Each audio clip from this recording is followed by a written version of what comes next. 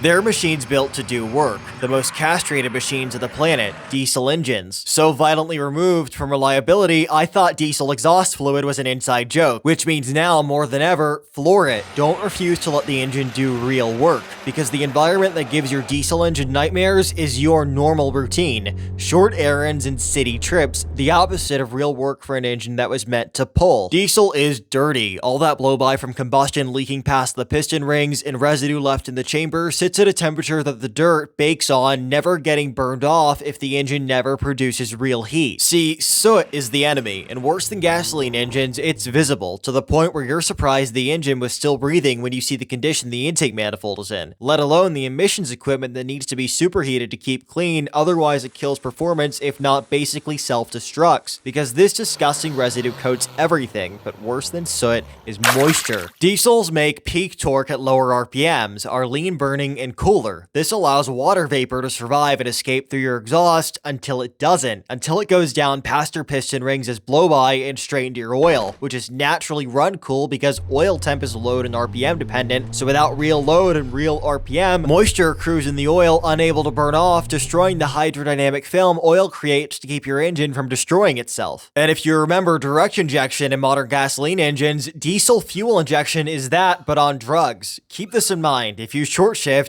drive gently, and never let your diesel see real airflow and heat, then all that baked on carbon can cause whatever's worse than catastrophic failure, because diesel injects fuel directly into hot air late into the compression stroke, which means that ultra high pressure, insanely atomized fuel becomes superheated the moment it enters the chamber, and any glowing red hot pieces of carbon baked onto the piston act as ignition to make a controlled explosion turn deadly with something as simple as knock, because normal diesel cylinder pressure is already insanely high, meaning the knock is detrimentally worse than in a gasoline engine. And with the chemical landfill this machine is, all that black smoke coming out the exhaust from rich running isn't a flex. It's proof that engine life is a joke to you because you never downshifted and never let it live the way it was designed to. Not to mention with the diesel, lean is safe and rich burns holes in pistons. Because in the end, diesels are designed for high load, steady operation and not whatever it is that you're doing.